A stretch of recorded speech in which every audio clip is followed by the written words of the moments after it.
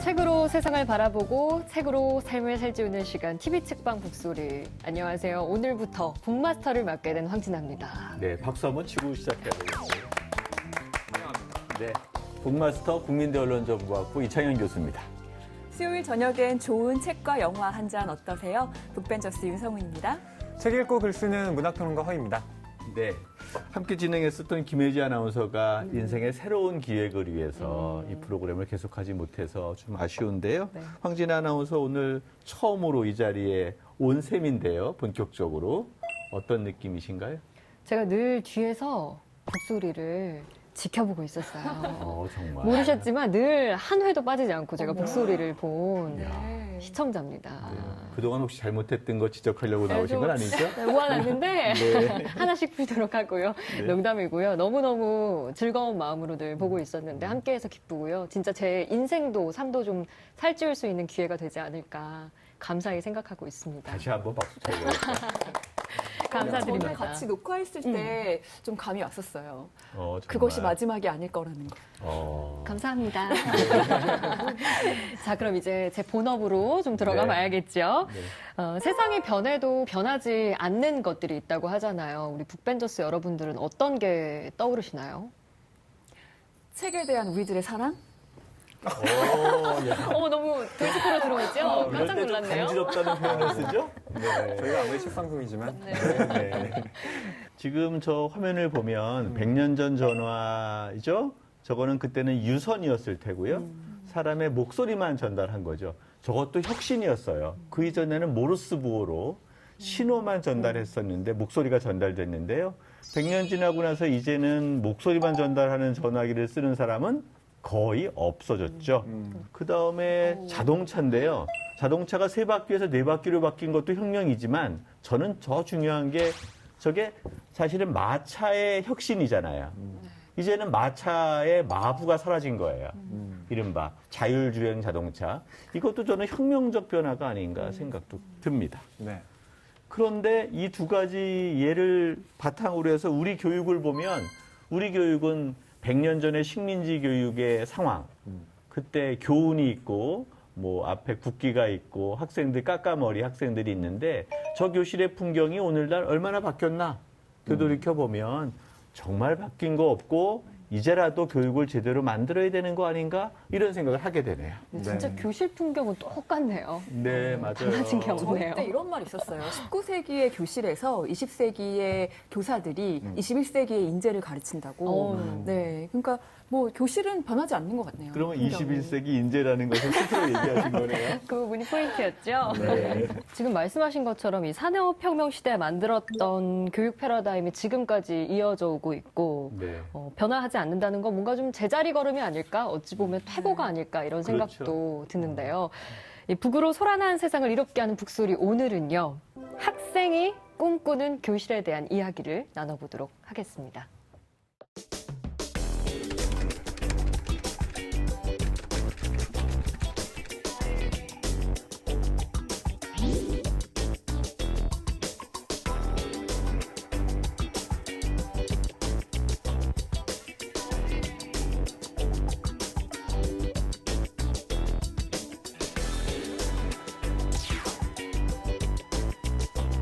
사고 폐지 문제에 대해서는 일기보다도 훨씬 더 확실하고 담대한 입장을 좀 갖고 있고요.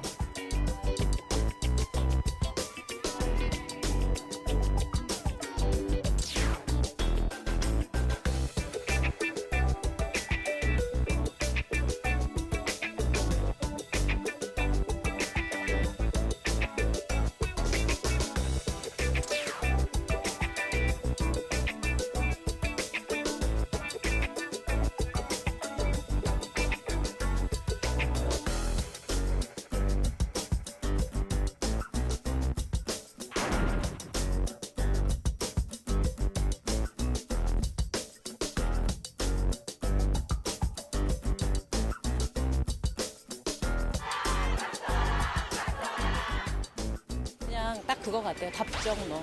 답은 정해져 있으니 넌 대답만 해. 지금 청문회 또한 그런 형식이었던 것 같고요.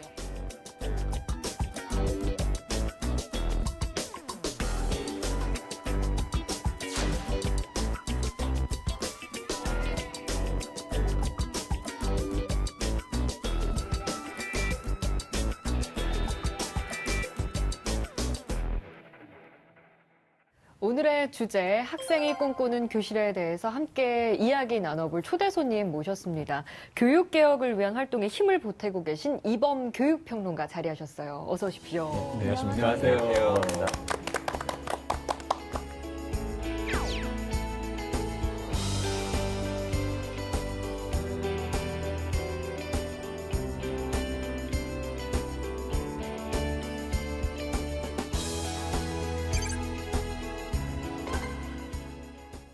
인터넷을 통해서 많이 뵀습니다. 예, 예. 강의를 들으면서 과학 가르치셨잖아요.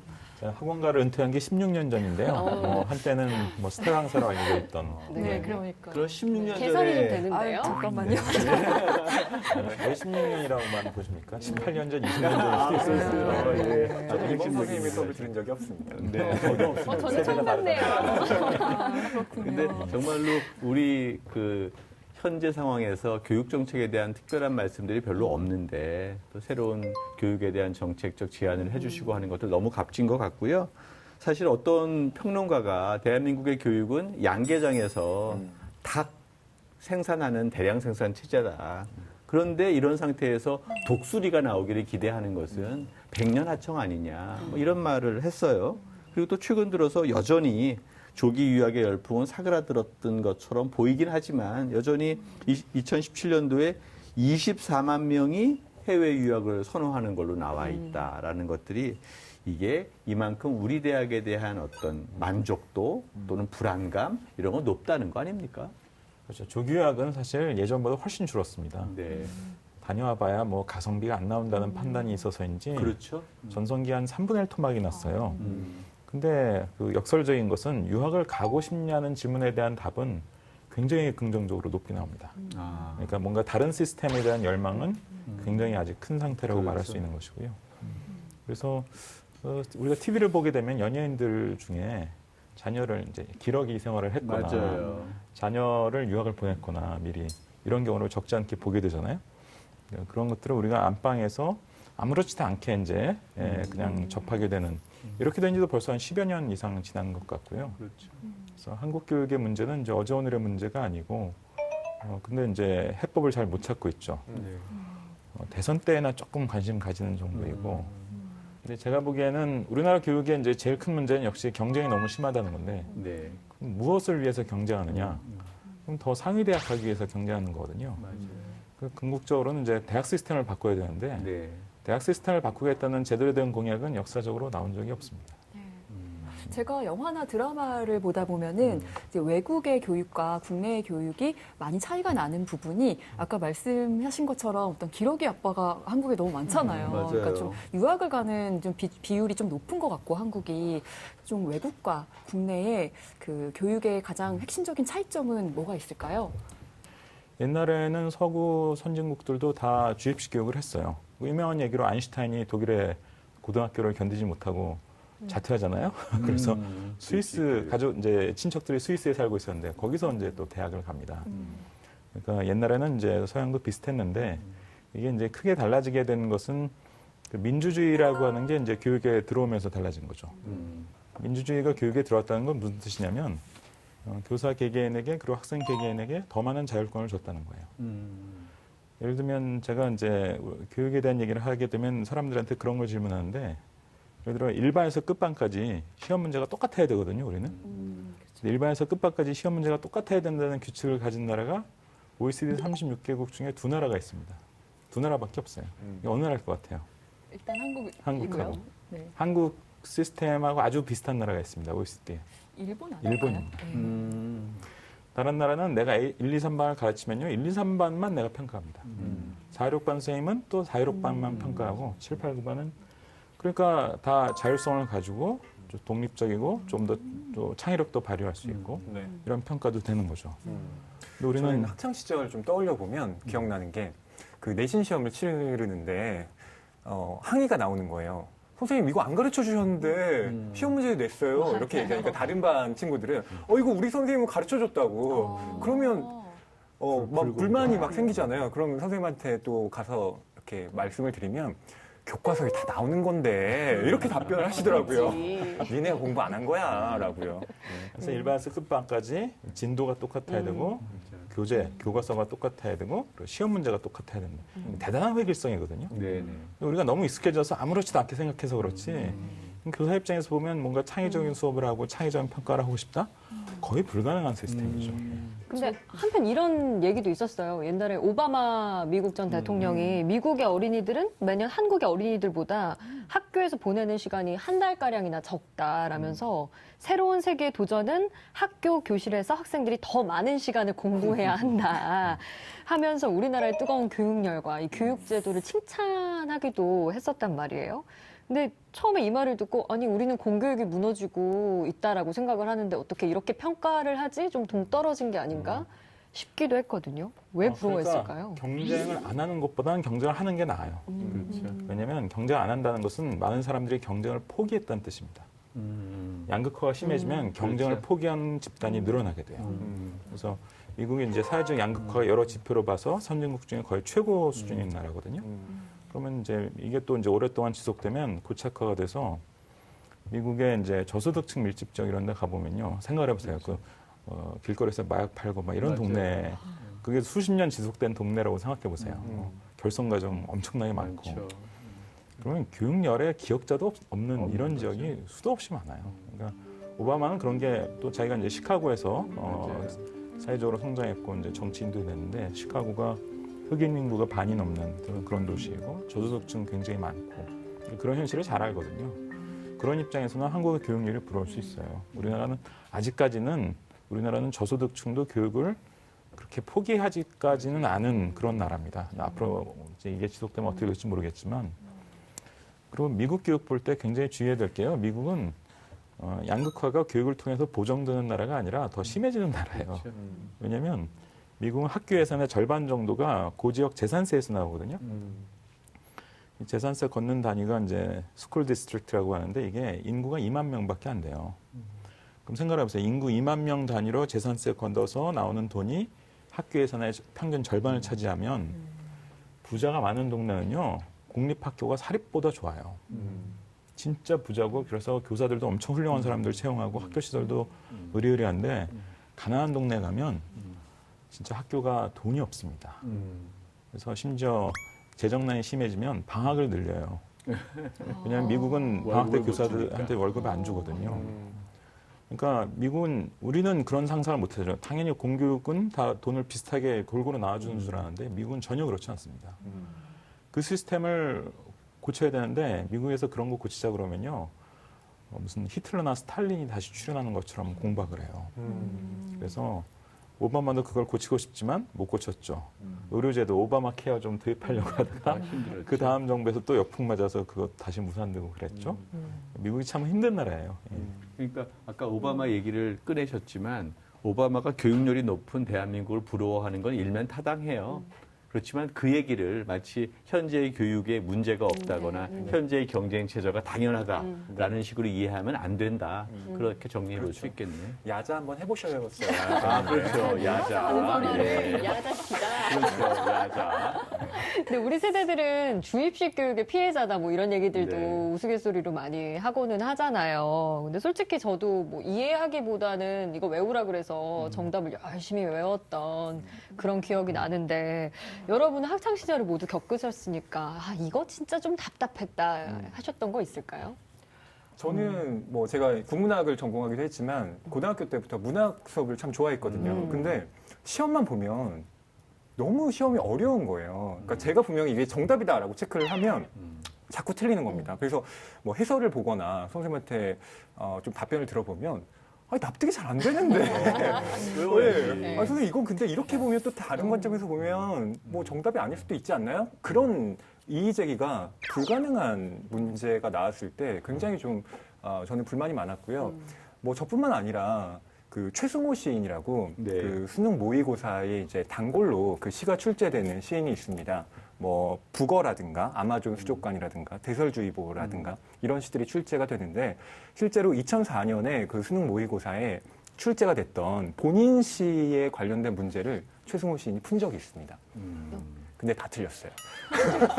시인이 그래서 언론에다 대고 항의를 했죠. 내 시를 이런 식으로 나도 납득할 수 없는 그런 해석을 해서 그것을 또 정답이라고 채점하는 이 시험은 뭔가 잘못된 시험이다. 그렇죠. 그런 시 주장을 본인도 못 했었죠. 맞춘 그렇죠. 네. 시험. 아마 그래서- 우리나라에서 영어 시험 미국에 있는 고등학생들한테 풀어보라고 하면 정작 미국에 있는 고등학생들이 우리 학생보다 못 풀 수도 있어요. 네. 그러니까 뭐 다음 주 뭐 시인의 의도를 적절한 그렇죠. 것은이라고 했는데 시인이 그걸 틀리니까 예, 여기에 대한 어떤 그 객관성, 정당성에 대한 문제 제기를 또 하는 거죠. 그러니까 서구 선진국은 문학 수업을 절대로 그렇게 하지 않죠. 시험 문제도 어떻게 나오냐면 제가 독일의 문학 시험 문제를 본 적이 있는데요.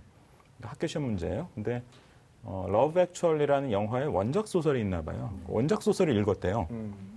그러고 나서 시험 문제가 어떻게 나왔냐면 이 소설에서 다뤄진 시기보다 5년이 지났다고 가정하여 작중인물 누구의 입장에서 주인공에게 보내는 편지를 써라. 이게 중간고사 문제예요.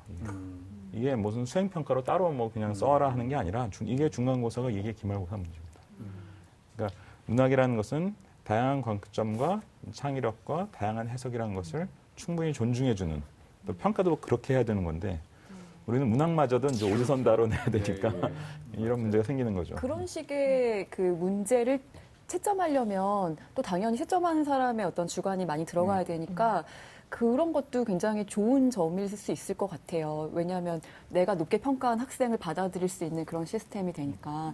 네, 좀 이렇게 보면은 우리나라의 수능이라는 건, 제도라는 건 좀 객관식으로 학생들의 능력을 평가하는 데 좀 문제가 있다고 봐도 될까요? OECD 36개국 중에서요, 대학 입시가 객관식인 나라는 5개밖에 없어요. 그러니까 대학 입시가 대부분인데 대부분 논술형입니다. 네. 그러니까 우리가 프랑스 바칼로레 얘기를 많이 하는데 바칼로레아만이 아니에요.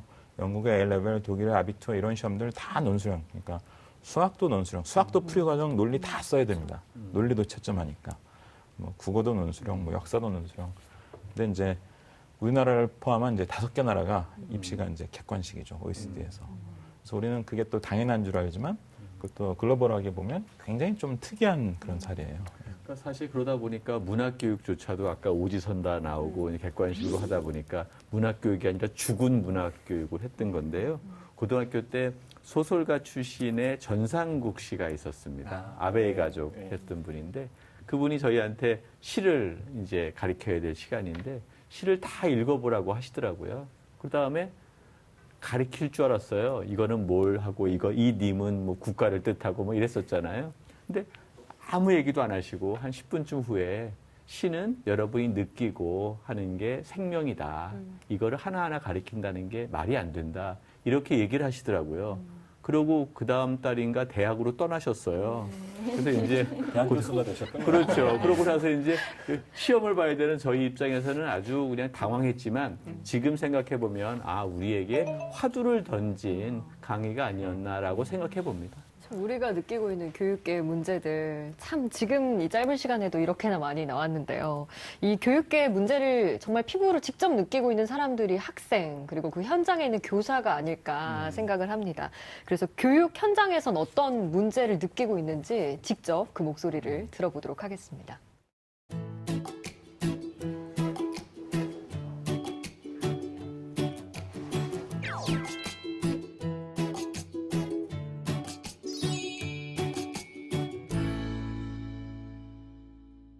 자사고 폐지에 대해서 어떻게 생각하는지. 저로서는 일단 자사고 폐지해서 교육적 평등을 이루겠다? 그런 취지인 것 같은데 오히려 강남 8학군이라든지 진짜 일반고 자체로도 센 곳으로 오히려 더 심각해지는 게 아닐까 저는 그런 생각이 들어요. 2명은 자사고였고 전 일반고거든요. 자사고가 좀 부러워요. 자사고가 교육의 질이 높으면은 뭐 일반고도 높아질 생각을 해야지 뭐 굳이 자사고를 폐지를 해야 되나 저도 그래요. 지금 고교 학점제를 운영하는 게 약간 부족할 수 있는 게 등급제 때문에 남고다 보니까 문과 과목이 되게 적게 신청이 되거든요. 그러니까 1등급이 1명, 2등급이 2명 이렇게 돼가지고 맨 밑에 결국은 8, 9등급이 아무리 열심히 해도 생길 수밖에 없는 거예요. 딱 1점 차이 때문에 1, 2등급이 갈리고 이러다 보니까 애들은 되게 슬퍼하거든요.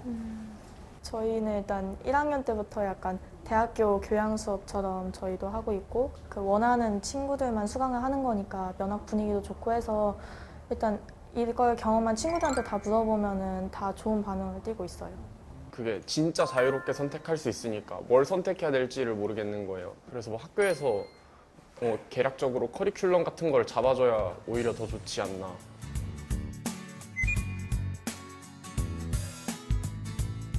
성적으로만 보는 것도 문제인 것 같아요.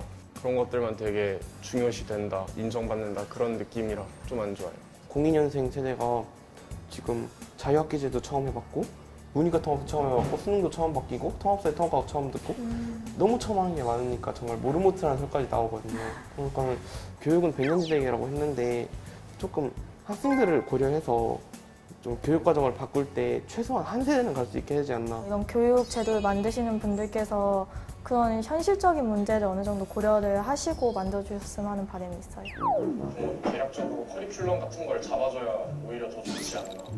지금 딱 1점 차이 때문에 1, 2등급이 갈리고 이러다 보니까 문이과 통합도 처음 해봤고 수능도 처음 바뀌고 통합사회 통합과학 처음 듣고. 이야, 말 잘하는데요, 아이들이? 너무 말을 잘해서 이제 우리는 그만 가야 돼.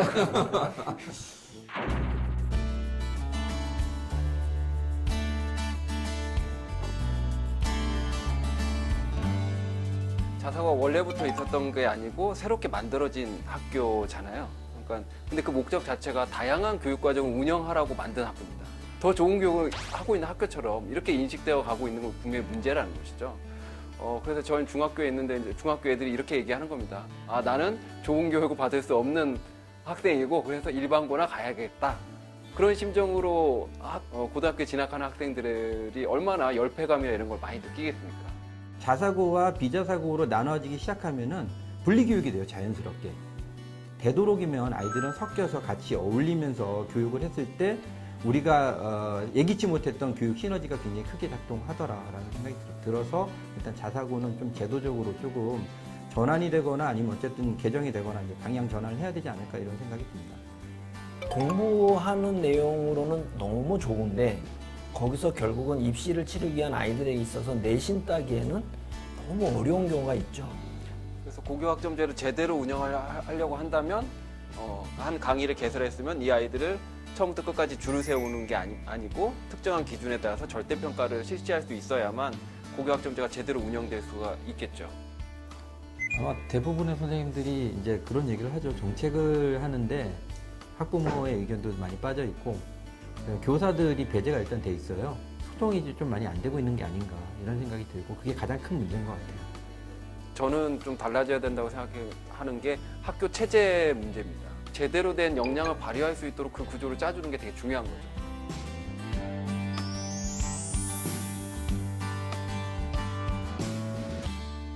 영상을 보고 나니까 학생들의 생각이 엄청 많다는 걸 알 수 있었어요.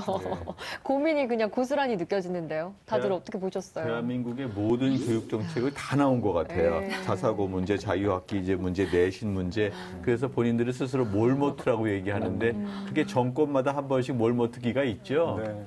이런 교육 정책들 사실은 교육의 수요자들 우리가 배려해야 되는데 사실 배려하지 못하고 어른들이 교육 정책 만드는데 지금 문재인 정부도 그렇고 교육 정책의 만족도가 제일 낮은 것 같아요. 거의 경제 정책과 같은데 이거 어떻게 해결해야 합니까? 문재인 정부가 이제 취임 후 100일 여론조사에서도 그랬고 네. 1주년 여론조사에서도 분야별로 봤을 때 교육 정책 만족도가 제일 낮은 거로 나왔죠. 네. 근데 그거는 이제 그 대선을 제 시기에 치르지 못하고 좀 돌발적인 상황으로 이제 네. 봄에 치르게 됐잖아요. 네. 그래서 이제 여러 가지 준비가 좀 부족했던 그런 측면이 있었던 것이고. 근데 이제 또 공교롭게도 취임하자마자 얼마 안 돼서 대입제도를 이제 발표해야 되는 그런 상황이 되어버리니까 여기서부터 이제 뭔가 스텝이 꼬인 거죠. 근데 사실 아까 이제 학생이 얘기했던 것 중에 우리가 재밌는 걸 하나 이제 발견할 수 있는데 한가람고 다니는 학생이 한가람고가 이제 자사고 중에서도 학생들에게 과목 선택권을 꽤 많이 줘서 수강 신청을 하게 하는 이제 고교학점제까지는 아니지만 그와 좀 비슷하게 운영하고 있는 학교거든요. 이제 그거 하니까 상당히 좋다 이런 얘기를 했잖아요. 근데 옆에 이제 다른 학교 다니는 학생이 만약 그렇게 하면 그 소수의 학생들만 이렇게 수강 신청하는 과목은 상대평가니까 1등급 1명 나오고 2등급 2명 나오고 아주 심각한 문제가 생긴다 이런 얘기를 하잖아요. 그러니까 우리가 처해 있는 현실이 굉장히 딜레마적인 상황이라는 것을 보여주는 거죠. 선택권을 많이 주면 굉장히 좋을 것 같은데 근데 막상 선택권을 줘가지고 소수인원만 수강하는 그런 과목이 되면 우리 내신은 상대평가니까 그 안에서의 경쟁은 굉장히 격렬해지는. 네. 그래도 100명 들을 때하고 10명 들을 때하고 느껴지는 경쟁의 강도는 굉장히 다르거든요. 그러니까 결국 여기서도 좀 잘해보고 싶고 저기서도 잘해보고 싶지만 그것을 함께 시행하면 심각한 딜레마적 이제 문제에 닥치게 되는 아주 재미있는 상황을 이제 우리가 학생들의 발언에서 발견한 거죠. 최근에 자사고 폐지 논란을 겪으면서 우려가 상당히 큰 것 같아요. 아까 학생들도 자사고에 다니는 학생과 일반고 학생들끼리 묘한 갈등 관계를 유지하고 있는데 우리나라 고교 체제 현 정부가 생각하는 것처럼 자사고 폐지로 가는 게 옳습니까? 그러니까 두 가지 차원의 문제가 겹치는데요. 일단 사회적 비용이라는 측면에서 보면 자사고 특목고를 다 일반고로 전환시키는 게 좋죠. 왜 그러겠어요? 우리나라 대입도 굉장히 힘들어 죽겠는데 고입도 이렇게 만들어 놓으면 고입이라는 허들을 넘고 나서 또 3년 뒤에 대입이라는 허들을 또 넘어야 돼. 그것보다는 허들이 하나만 있는 게 조금 더 편해요. 사교육비도 덜해지고. 그러니까 총 사회적 비용을 이제 기준으로 생각하면은 고입을 없애자. 고입 경쟁을 없애는 제일 좋은 방법은 다 일반고로 전환하는 거죠. 이건데 이제 다른 차원의 문제를 생각해 보면 조금 다른 문제가 또 생겨요. 그럼 일반고의 현재 상황이 만족스럽냐? 또 그렇지는 않거든요.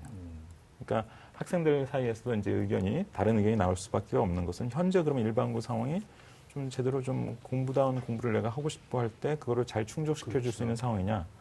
그렇지는 않습니다. 이게 사실은 일반고란 명칭이 좀 전 잘못됐다고 봐요. 일반고라고 하니까 일반적인 학생이면 가면 되는 것처럼 이렇게 포장이 돼 있지만 사실 그 속 내용은 옛날에 인문계고하고 똑같은 내용입니다. 옛날에 인문계고, 실업계고 이렇게 불렀어요. 네, 실업계는 지금도 물론 있죠. 직업교육하는 이런 학교이고 인문계고가 이제 번역이 애매하게 돼서 그런데 원래 명칭이 영어로 아카데믹 스쿨이에요. 아카데믹 커리큘럼, 학문적 교육과정입니다. 근데 우리나라 지금 실업계가 20%밖에 안 되거든요. 그러면 전국 고등학생의 80%가 아카데믹 커리큘럼이 적성에 맞는 학생일까? 과도하네. 믿을 수 없는 얘기죠. 네, 아닐 것 같은데요. 실제로 OECD에서 보면 고등학생 중에 직업교육 프로그램을 이수하는 학생 비율이 45%나 돼요. 근데 우리나라는 20%밖에 안 됩니다. 그건 뭐냐면 우리나라 이름은 일반고라고 돼 있지만 사실은 아카데믹 커리큘럼을 운영하고 있는 학교인데 거기에 적성에 맞지 않는 학생들이 굉장히 많이 있다는 얘기예요. 우리나라 고등학교 체제를 생각할 때 특목고 자사고 문제만 생각해서는 안 되는 게 더 거시적으로 보면 이 문제가 또 도사리고 있습니다. 사실 자사고나 또 특목고에 대해서 그걸 계속 유지해야 한다라는 입장도 여전히 존재를 하고 있잖아요. 특히 그렇죠. 교육의 효율성이라는 측면에서 그런 이야기들 많이 하는데 한반에 정말 학력 격차가 있는 학생들이 있는데 그걸 같은 선생님 밑에서 똑같은 수업을 할 때 그 발생하는 어떤 어려움에 대해서 그럼 어떻게 해결할 거냐 뭐 이런 또 논리가 있잖아요. 그렇죠. 그러니까 서구 선진국에서 어떻게 해결하냐면 유럽하고 영미 쪽의 해결 방식이 좀 달라요. 유럽은 인문계 실업계를 나눕니다. 그리고 학교 수준으로 나누든 스웨덴 같은 경우는 한 학교 안에 인문계 커리큘럼도 있고 실업계 커리큘럼도 있고 심지어 이러기도 해요. 그래서 어쨌든 그 커리큘럼이 나뉘어 있으니까 자기 적성에 따라 이제 분리가 되기 시작하는 거죠. 근데 이 분리를 거의 안 하는 실업계가 거의 없는 나라가 이제 미국하고 영국이에요. 혹시 미국에 실업계 고등학교 있다는 얘기 들어보셨습니까? 진짜. 들어보셨죠? 미국, 영국이 실업계를 따로 관리하지 않는 그런 특이한 특성인 나라인데 그야말로 이제 일반고죠. 미국, 영국은. 그 대신 선택 과목을 엄청나게 많이 줍니다. 이를테면 미국의 영국에 좀 큰 규모의 학교에 가보면 선택 과목 중에 예를 들면 회계도 있어요. 나 대학 가기 싫고 그냥 졸업하고 취업할 거야. 그러면 회계를 배우면 유용할 거 아니에요. 회계, ICT, 컴퓨터 사이언스, 뭐 심지어 사진, 영화 뭐 이런 게 다 커리큘럼에 있어요. 그러니까 나는 제가 영국에서 어떤 사례를 봤냐면 외국어 2개 깊이 있게 배워요. 회계 배우고 사진 배워요. 뭐 하려고 그러냐 그랬더니 졸업하고 여행사에 취업할 거래요. 딱 맞는. 이게 가능한 거죠. 예. 근데 우리는 이제 역시 이제 붕어빵을 찍는 기억을 하고 있으니까 효율이 높아지는 게 아무래도 한계가 있죠. 예. 근데 사교육비 생각했을 때 인문계고 학생들보다 예체능이 훨씬 단가가 훨씬 세다고 하던데. 심하다고 전 얘기를 들었거든요. 근데 예체능계도 좀 공교육화할 수 있는 방법이 있지 않을까? 해외에는 그런 게 없을까요? 서구 선진국은 일반 고등학교에 그 미술이나 음악 커리큘럼이 굉장히 심도 있고 폭이 또 넓어요. 이를테면 우리는 그냥 뭐 미술 이렇게 가서 이제 그냥 교과서, 그것도 교과서 진도도 나가고, 물론 실기 좀 있긴 하지만 이런 식인데, 이를테면 뭐 미술 과목도 뭐 디자인도 있고 조형 예술도 있고 심지어 패브릭도 있고 그런 게 그냥 일반 고등학교에 다 선택 과목으로 있어요. 그래서 그거를 내가 많이 그 수강 신청해서 들으면 예술 고등학교 다니는 효과가 나는 거예요. 아까 과학고 외고랑 좀 맞아요. 비슷하네요. 맞아요. 네. 그리고 이제 제일 유명한 예술 교육 선진국이 프랑스인데 프랑스는 한술 더 떠서 그걸로 만족되지 않는 학생은 학교 밖에 별도의 공교육 기관이 있어요. 이게 학원이 아니라 맞아요. 제가 불어를 못해서 프랑스 발음을 말 못했는데 별도의 공교육 기관이에요. 그래서 내가 바이올린을 좀 하는 애다. 더 잘하고 싶다 그러면 거기를 다녀요. 그래서 거기서 야 얘는 바이올린 천재야 이런 느낌이 들면요. 비싼 바이올린을 심지어 대여도 해줘요. 그게 공교육의 일환이다 이거죠. 공교육에서 그걸 책임져요. 근데 우리는 뭐 지금 예체능까지 관심 기울이는 교육 전문가는 저는 거의 못 봤고요. 제가 공교육의 이제 선택권, 그 고등학교에서 학생들의 과목 선택권을 늘려야 된다는 굉장히 중요한 근거 중에 하나로 제가 예체능계 얘기를 하거든요. 예체능계 학생들이 다 학원에서밖에 준비를 못하는 상황이지 않느냐 이런 얘기를 하는데 그런 얘기하면 일반적인 교육 전문가들이 굉장히 낯선 얘기 듣는 표정을 지으면서 저를 쳐다보는 경우가 많습니다. 그럼 허위평론가님 혹시 뭐 이런 교육제도와 관련된 어떤 책이 좀 있을까요?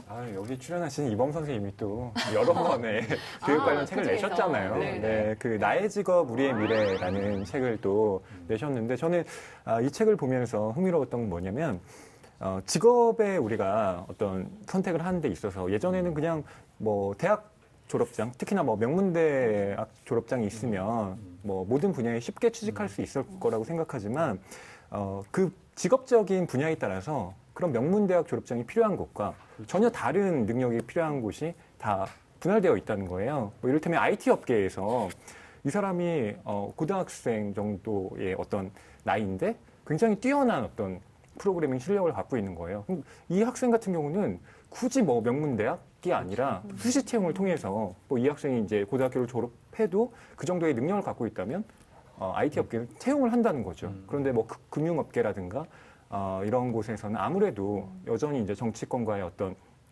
혹은 그 관료들과의 관계 때문에 명문대학 졸업생이 필요하고 그런 곳에서의 어떤 그 변화의 흐름이라는 건 상대적으로 늦을 수밖에 없는 뭐 이러한 또 양상을 이 책에서 설명하고 계시더라고요. 저는 교육 정책과 산업 정책이 긴밀하게 연결되어 있다고 봅니다. 그러니까 독일에서 왜 마이스터 고등학교와 같이 실업계 고등학교가 많으냐? 거기는 강소기업이 많고요. 이 강소기업은 대졸보다는 오히려 고등학교의 숙련 졸업생이 더 필요한 거예요. 그들에게 평생 직업을 해주고 그 안에서 트레이닝을 시켜서 10년 지나게 되면 장인의 지위를 얻으면 대학 나올 필요가 없는 거죠. 그러면 자 우리나라에서는 어떻게 갈 것인가? 저는 그 둘을 넘어서 산업사회 이후의 사회에 대비한 우리의 교육 시스템이 되어야 되는데 저는 우리의 교육 시스템은 산업사회의 초기적 형태의 직업군을 양성하는 체제에 머물러 있다. 나는 이게 핵심적인 문제 아닌가 싶어요. 네. 결과적으로 뭐 얘기를 다 듣다 보니까 모든 게 좀 변해야 한다라는 생각에는 다들 동의하시는 것 같아요. 뭐 자율권도 줘야 돼, 뭐 주입식 교육은 옳지 않아, 뭐 이런 여러 가지 생각들은 맞아 떨어지는데, 근데 사실 우리나라는 정말 학연을 중시하는 사회다 보니까 사실 좋은 대학 가고 싶다고 다들 열심히 공부하는 학생들도 많잖아요. 근데 좋은 대학이라고 하는 학교가 몇 개가 안 되다 보니 우리가 초등학교, 중학교, 고등학교 때부터 이렇게 열심히 공부하는 게 아닌가. 저는 이런 생각이 또 드네요. 우리나라 교육에 대해서 얘기하는 분들이 대부분 주목하지 않는 아주 중요한 문제를 저는 짚어야 된다고 봐요. 그게 뭐냐면 이를테면 여러분 서울대가 더 좋은 대학이에요? 연고대가 더 좋은 대학이에요? 서울대. 연고대가 더 좋은 대학이에요? 한양대가 더 좋은 대학이에요? 연고대. 한양대, 중대 중에는? 애매한데요? 서울대가 연고대보다 명백하게 더 좋은 대학이에요. 왜냐하면 학생 1인당 투입하는 교육비가 있어요. 통계적으로 나와 있습니다. 얼마나 돼요? 학생이 내는 등록금 말고 학생에게 투입하는 교육비가 서울대가 1년에 무려 4,300만 원이에요. 연대가 3천만 원밖에 안 됩니다. 엄청난 차이죠. 한양대가 2천만 원밖에 안 돼요. 중앙대는 1,500만 원이에요. 서울대를 제외한 거점 국립대 중에 제일 많은 데가 전북대거든요. 1,700만 원입니다. 그렇게 차이가 나는군요. 그러니까 중앙대 우리나라 한 10위권 대학인데 그럼 상당히 서열이 높은 대학이잖아요. 근데 서울대 3분의 1밖에 안 돼요. 엄청난 차이잖아요. 엄청난 불평등이에요. 이걸 내버려 두고 상위 대학에 가려고 경쟁하는 게 뭔가 뭔가 맞아요. 부당한 욕망에 휩싸여 가지고 또는 뭐 자랑스러운 선배 그 학벌을 이렇게 이 학연을 얻으려고 하는 그런 뭔가 부정적인 경쟁인 것처럼만 얘기하는 것은 저는 굉장히 뭔가 주객이 전도된 발상이라고 봐요. 그렇다면 학생 대비 교수 숫자도요. 서울대가 연대보다 한 30% 많아요. 연대가 한양대하고 또 그런 차이가 나고 한양대가 중대하고 또 그런 차이가 나고 이게 우리가 알고 있는 대학 서열이에요. 그 대학 서열은 우리의 단순한 믿음이 아니에요. 물질적인 거예요. 그럼 다 같이 상향 평준화를 시킬 수도 있겠네요. 그게 어려운 이유가 우리나라 대학 시스템의 비극이에요. 저한테 물어보는 정치인이나 뭐 기자들 있어요. 우리도 유럽의 많은 나라처럼 대학을 좀 평준화 비슷하게. 근데 우리나라는 그게 왜 안 되냐? 프랑스가 대학 평준화를 1971년에 단숨했거든요. 왜 가능했냐면 사립이 없어서예요. 사립대가 없어요. 근데 전 세계에서 사립대가 제일 많은 나라가 어딘지 아세요? 한국이겠죠. 그렇죠. 그 나라에 살고 계시는 거예요, 지금. 지금 전체 대학의 85%가 사립이고요. 대학생 수로는 75%가 사립에 다녀요. 미국, 일본이 사립이 좀 많은 나라인데도 한 반밖에 안 되거든요. 우리나라 훨씬 많아요. 특히 서울 수도권의 대부분 사립이에요. 그러니까 정부가 사립을 이렇게 쥐고 흔들는 데는 한계가 있거든요. 나름대로 통제를 좀 하긴 하지만. 그러니까 우리나라에서는 유럽식 평준화도 어려운 거예요. 아주 독특한, 저는 요즘 제가 구상하고 있는 게 사립하고 독특한 방식의 사회적 대타협을 해야 된다라고 주장하고 있는데 그렇게 해서 상당 수준 상향 평준화를 뭐 정부 예산은 굉장히 많이 들 거예요. 하지만 시키지 않으면 이 격차를 줄이는 게 굉장히 구조적으로 힘들어요, 우리나라는. 자, 우리 사회에 필요한 인재들을 양성하기 위해서 미래 교육은 또 어떻게 나아가야 할지 좀 길게 대화를 나눠봤습니다. 근데 이 문제에 대해서 좀 더 깊이 있게 들여다보고 싶은 우리 북소리 가족분들을 위해서 책 추천하는 시간을 좀 가져볼게요. 먼저 이범 교육평론가님은 어떤 책을 추천하고 싶으신지요? 저는 미래 교육이라는 책을 선정을 했는데요. 네. 미래 교육이라는 책은 우리나라 분인데 한국에서 교사를 하시다가 뒤늦게 대학원을 가고 또 유학을 가서 지금 미국에서 교수를 하고 있어요. 근데 이분이 이제 영재 교육과 관련해서는 이제 세계적인 전문가예요. 그 최고의 교육이라고 하는 유명한 그 역량 중심 교육에 대한 책이 있는데 그 책에서도 이제 이분 저서와 논문을 인용할 정도로 김경희 교수라는 분입니다. 근데 이분이 이제 영재 교육에 대해서 썼으니까 굉장히 어렵고 굉장히 전문적인 내용일 것 같잖아요. 그렇지 않아요. 영재 교육에 제일 필요한 것은 태도다. 개방적이고 따뜻하고 협력을 중시하는 그 태도가 제일 중요한 것이다. 그 환경과 분위기를 어떻게 만들어줄 것이냐에 집중해야 된다는 얘기를 하는데 그래서 우리는 다 자녀가 영재이기를 원하잖아요. 좋죠. 초기부터 아주 두각을 나타내기를 원하고. 근데 그러기 위해서는 어떤 환경과 문화가 필요한지에 대해서 굉장히 다른 생각을 하게 만드는 그런 책입니다. 저도 한때는 영재인 줄 알았어요. 한때는 다 그렇더라고요. 다들 좀 그렇지 않나요? 네. 아니 본인보다도 자녀들이 다 우리 그렇죠. 아이는 천재라는 그러게 생각을 말이죠. 늘 한다고 근데 그게 하시더라고요. 이제 늘은 아니고요. 특정 시기에 그런 것 같은데 이제 초등학교에 가고 중학교에 가면서 이제 약간씩 평범하구나. 평범해지는 거죠. 네, 좋습니다. 그러면은 이 책에서 우리가 좀 더 중요하게 봐야 될 부분은 어떤 부분일까요? 영재 교육이라고 해서 특별한 커리큘럼, 특별한 어떤 사교육, 남들이 안 쓰는 아주 특별한 도구 이런 게 필요한 게 아니라는 거예요. 그렇죠. 이분이 이제 이 책은 아니고 최근에 인터뷰에서 어떤 얘기를 한 적이 있냐면 이제 자살과 관련된 논란 이 속에서 인터뷰를 창의력이 샘솟으려면 다양한 괴짜들을 만날 수 있어야 된다.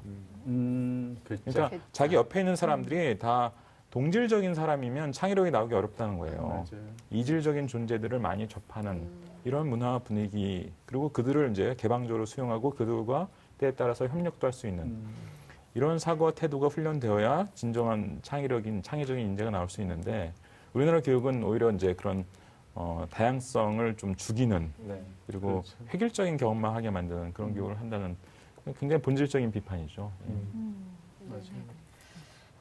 저도 한땐 영재였는데 이런 생각이 들면 책이었습니다. 이범 선생님의 추천책 미래의 교육 만나봤고요. 다음 우리 윤성훈 북벤저스가 책을 추천해 주시죠. 네, 미래 교육과 대꾸를 이루는 교육의 미래. 어유 네, 좋습니다. 그 이전에 네. 윤성훈 북밴도 한때 영재였죠? 구 영재들이 다 모여 계시네요. 네, 심지어 영재 안 했어요. 아니에요.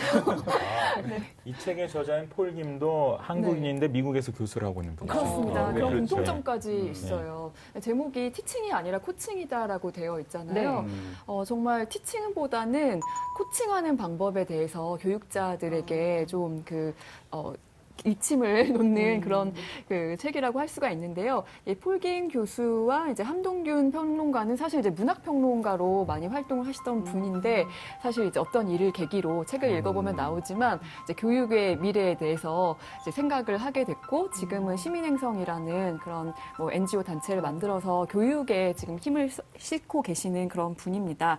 네, 이 책을 읽어보면 정말 그 우리가 창의 융합형 뭐 인재 뭐 이런 교육에 대해서 말하는데 잘 모르잖아요. 그게 뭔지. 근데 보면 계속해서 자발적으로 생각하고 질문을 던지게 하는 교육이더라고요. 질문. 예, 그런 부분에 대해서 많이 나와 있고 그리고 또 한 가지 부분은 요즘 그런 말 쓰는지 모르겠지만 개발도상국의 학생들을 어떻게 교육을 시킬까 거기에 어떤 그 우리가 가지고 있는 혁신적인 디바이스들을 도입해서 그런 교육들을 하게 되면은 어떤 그 나라 간의 격차, 빈부격차도 줄어들 수 있고 질 좋은 그런 교육을 시킬 수 있다. 이제 그런 이야기들이 많이 담겨 있습니다. 아까 우리 맨 처음에 봤었던 교실의 모습, 100년 전과 비교해서 하나도 안 바뀌었다라고 하는데 그 공간이 교육의 성격을 규정하잖아요.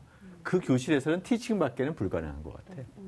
코칭을 하려면 그 강의에 어떤 교단과 학생이 딱 도열해 있는 이 구조를 바꿔야 되는 게 아닌가 생각이 드는데 여기에 혹시 그런 제안들 없습니까? 교육이라고 하면 우리가 에듀케이션이라고 하는데 여기서 얘기하는 건 러닝이에요. 계속 스스로 학습할 수 있도록 그렇게 많은 시간을 주고 또 자율성을 주는 것 이제 그것이 가장 기본이 되는 그 방법이라고 볼 수가 그러니까 있겠습니다. 전통적인 의미의 교육은 사실 인터넷 스타 강사들이 제일 잘하는 거예요.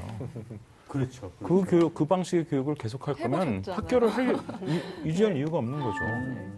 그래서 저는 제가 인터넷 교육업체를 창업했던 게 이제 2000년이었는데 제가 이제 학원가에서 은퇴한 건 2003년이었고 근데 그때가 이제 우리나라 인터넷 강의의 초창기였죠. 근데 제가 그게 잘 되어가는 걸 보면서 야 이제 좀 있으면 학교에서는 이런 교육 더 이상 할 필요 없겠구나. 왜? 인터넷 강의가 훨씬 더 잘하니까. 근데 어찌된 노릇인지 지금 20년이 지났는데도 학교에서는 비슷한 교육이 이루어지고 있는 거죠. 아마 이분이 얘기하는 그 교육의 큰 흐름이라는 게 불가피한 방향일 거예요. 이 책을 읽으면 또 그에 대한 답을 좀 찾을 수 있지 않을까 생각이 드는데요. 윤성훈 북벤저스의 추천책 교육의 미래 티칭이 아니라 코칭이다 두 번째 책으로 만나봤습니다. 자, 다음으로 허위 북벤저스의 추천책은 뭘까요? 네, 저는 문학평론가잖아요. 네. 소설 추천책으로 들고 분위기가 왔습니다. 좀 달라지겠어요. 네, 제목이 인상적이죠. 다행히 졸업. 간신히 졸업 뭐 이런 맞아. 그런 거네요. 어쩌다 졸업. 어떤 책이에요? 이 책은 그 학교에 관련된 이 학창 시절을 다 경험했던 이 작가 9명이 모여서 소설을 쓴 건데요. 네. 이 소설을 기획할 때 그 기획자가 소설가들에게 의뢰한 그 질문이 이렇습니다. 뭐예요? 당신의 학창 시절은 거지 같았습니까? 제가 비속어를 쓴 게 아니라 정말로 정말 질문인가요? 네, 이렇게 예. 질문을 보냈다고 해요. 그래서 이 책에 실린 작가들은 학창 시절을 잘 보냈다기보다는 학창 시절에 어려움을 겪었던 그러한 경험들을 르포 형식으로 또 담아내고 있기도 한데요. 네. 이 책에 겉표지 말고요. 그 뒤에를 돌려보시면 작가분들이 하고 싶은 얘기가 나옵니다. 네. 뭐라고? 우린 망했다. 아주 때로 망하고 퍼펙트하게 망했다라고 되어 있네요. 네. 뭐 이런 구절이 또 실려 있는데 네. 저는 어쨌든 교육에서 가장 중요한 건 그 교육을 하고 또 받는 사람들이 아닌가 싶더라고요. 네. 네, 결국 문학이라고 하는 게 구조에 대한 언급도 하지만 그걸 살아내는 사람들의 이야기를 하고 있잖아요. 그래서 이 책 같은 경우는 바로 그 학생들의 또 그 애환을 여기에서 그려내고 있는데 특히 1993년생 작가 김하정 작가의 작품도 저는 인상 깊게 봤습니다. 27? 네. 작가님이시네요. 서울에서 학교를 다니다가요. 네. 이제 고등학교 즈음에 강원도로 이사를 가서 거기에서 이제 겪게 되는 여러 가지 어려움들을 이 소설로 써내고 있는데 실제로 김하정 작가 그런 또 생활을 했다고 해요. 거기에서 느껴지는 어떤 고독, 또 학교에서 수업을 듣고 있지만 이 학생들 사이의 어떤 그 관계의 문제도 있잖아요. 예, 그런 것들이 정말 핍진하게 녹아 있습니다. 뭐 학교 다니면서 나는 무탈이 졸업했어 라고 생각할 수도 있잖아요. 근데 정말 자세히 들여다보면 다들 좀 근근히 그러네요. 간신히 다행히 졸업을 한 게 아닐까 이런 생각이 좀 들기도 해요. 오늘의 교육제도를 이렇게 다 같이 맞아요. 짚어보니까요. 자, 오늘 TV 책방 북소리는 이렇게 학생이 꿈꾸는 교실이란 주제로 얘기를 나눠봤는데 우리 이범 교육평론가님 어떻게 괜찮으셨나요? 마지막으로 하시고 싶은 거 한마디 남겨주시겠어요? 제발 아이가 다 크고 나서 교육에 대한 관심을 잃지 않았으면 좋겠어요. 우리나라 사람들은 애가 대학 가고 나면 교육에 대한 관심이 급속히 없어져요. 내일 아니다 이거죠. 그러니까 그 교육열이라는 게 어떻게 보면 진정한 의미의 교육열이 아니라 입시열 내지는 이제 진학열에 불과한 것이 아니었나 이런 느낌이 들 때가 많거든요. 그래서 제발 지금 가지고 계신 교육에 대한 관심을 좀 더 나이 들고 아이가 대학 간 다음에도 좀 유지하시라는 이런 얘기들 제가 많이 합니다. 네. 가르치기 위한 교육이 아니라 진짜 학생들을 위한 교육은 뭔지 좀 다시 한번 생각하게 한 시간이었습니다. 오늘 함께 해주셔서 감사드리고요. 자, 이어서 우리 북소리의 시민 북벤저스를 만나보는 시간입니다. 책을 사랑하는 사람들의 독서 모임을 만나는 리더들의 북적북적과 또 명사들의 추천책 릴레이 북이 이어집니다.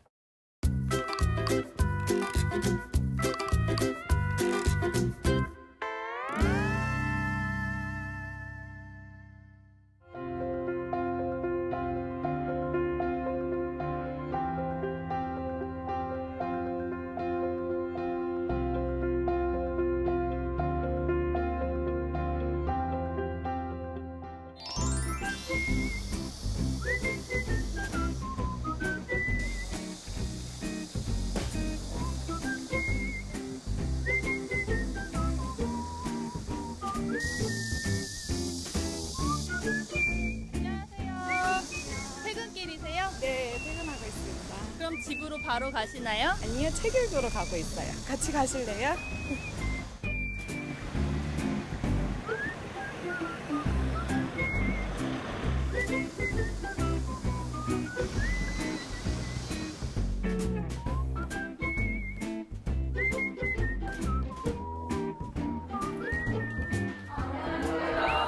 간호사 독서 모임이고요. 제가 케미라고 이름을 지었습니다. 이제 케미의 약자는 케어미이고요. 이제 실제로 간호사들이 환자를 간호하지만 이제 자신을 간호하는 건 되게 서툴더라고요. 그래서 책으로 나를 간호하자는 의미로 케미 간호사 독서 모임을 하고 있습니다.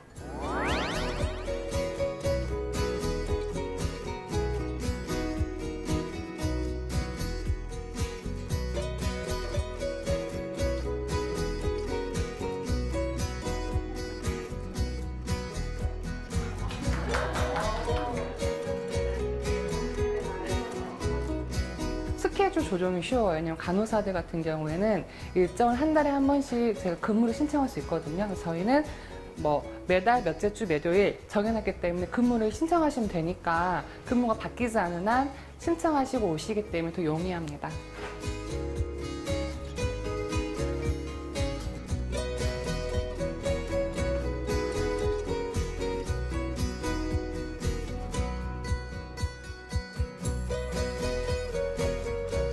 오늘 저희 케미 15번째 모임은 박웅현 작가님이 8단으로 함께 이야기 나눴습니다.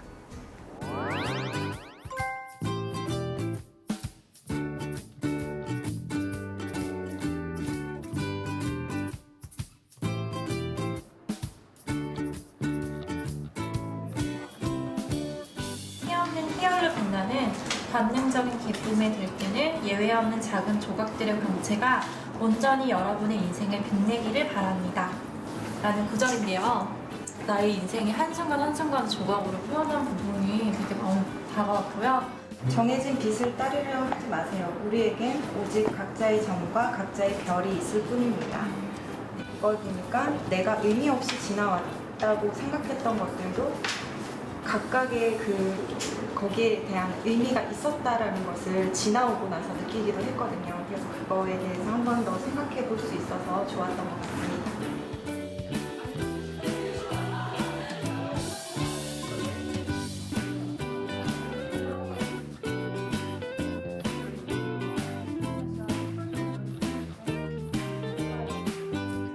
뭔가 이게 기분 전환이 환기가 필요한데 책 읽는 시간만큼은 일단 스트레스가 좀 풀린다고 해야 되나? 그 순간만큼은 다른 생각 안 하고 책 내용에 빠져드니까 그럼 잠깐 병원 생각도 비우게 되거든요.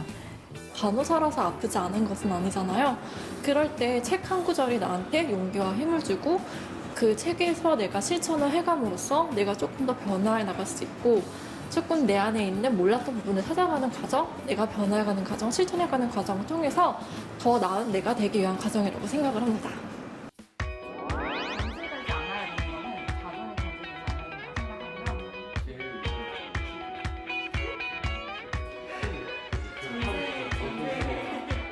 내가 보고 싶은 것만 읽게 되는데 그게 독서 모임을 통해서 각자 자신이 생각하는 것들을 서로 나누는 게 너무너무 좋아요. 그게 공감되는 게. 독서 모임에서 타인의 이야기를 듣고 공감하면서 내 생각을 말할 수 있기 때문에 이런 부분들이 계속 오시게 하는 아마 좋은 에너지지 않나 싶습니다.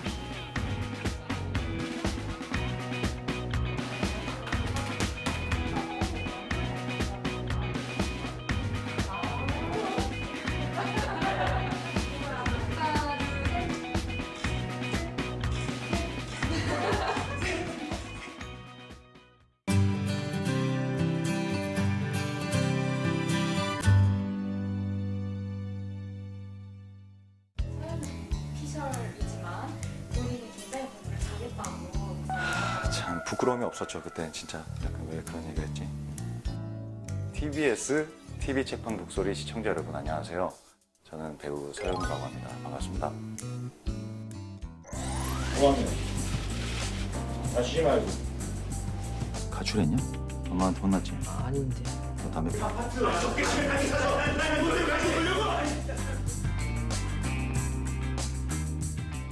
이지영 배우님께 영상 편지를. 진짜요?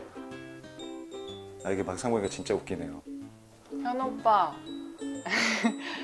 그 단편 병구라는 걸 보고 전 진짜 오빠의 완전 빅팬이 됐고 항상 응원하고 오빠는 어떤 책을 읽고 어떤 말들을 여기서 할까가 좀 궁금했어요. 사랑합니다. 아 참. 네. 아 참. 팬이라고 말해줘서 고마워. 나도 너의 팬이야. 항상 응원해. 화이팅.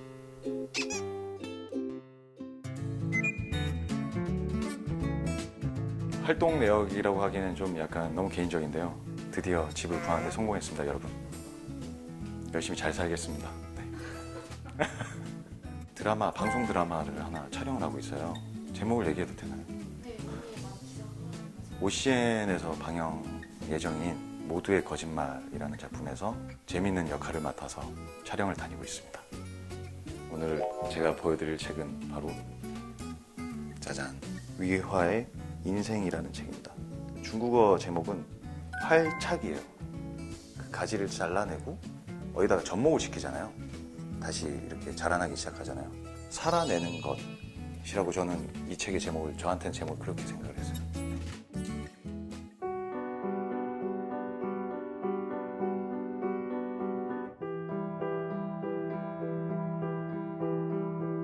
제가 이 주인공이 푸구이가 겪었던 어떤 삶을 살 수도 없어요. 사실은 이 역사적 배경이 너무 달라서.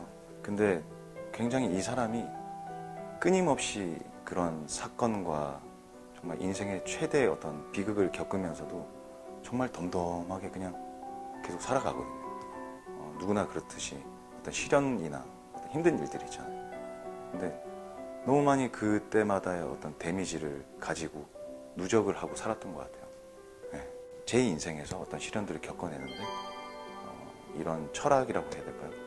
이런 것들이 저한테 큰 좀 위로가 되더라고요. 네. 근데 좀 걱정스러운 건 여러분께서 너무 딱딱한 어떤 그런 무슨 그 인생 지침서라고 생각하실까봐 굉장히 재밌는 소설입니다. 네, 너무 막 인생 뭐 이러잖아요. 근데 정말 재밌는 소설이에요. 제가 여기다가 체크를 해놨었는데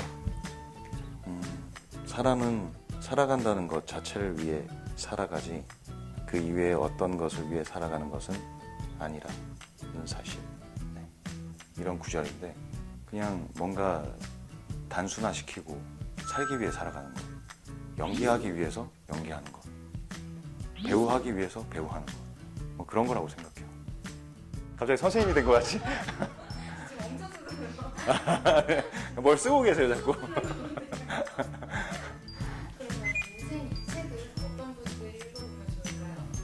뭔가를 준비하시는 분들이 읽으면 좋을 것 같아요.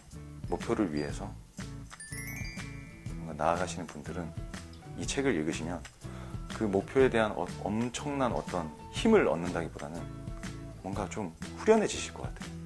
좀 뭔가 마음이 편안해지고 인정하게 되고. 여러분 읽어주세요. 막 갑자기. 정말 험악한 인상일 수도 있지만 너무나 속은 순둥이의 정말 부드러운 유연함을 가진 배우 배재기 씨입니다. 배재기 씨라고 하는 게 이상하네요. 재기야. 아, 재기야, 형이야. 아, 영상 편집 꼭 해야 되죠? 재기야, 안녕. 미안하다, 너에게 이런 큰 짐을 맡기게 되어서 형이 미안해. 좋은 연기 앞으로도 잘 부탁하고, 그리고 영상 편지를 통해서 공개하는 건데 우리 독서 모임 하는 거 있잖아. 좀 열심히 해보자. 정말. 그래, 문제가 나인 거 알아. 그래, 아는데 나도 열심히 나가도록 노력해볼게. 자기야, 그리고 독서 모임에서 오랜만에 다시 읽은 나는 인생이라는 책을 시청자 여러분께 소개했으니까 잘 준비해야 된다. 알겠지? 그래, 아무튼 건강하게 곧 만나자. 바이바이.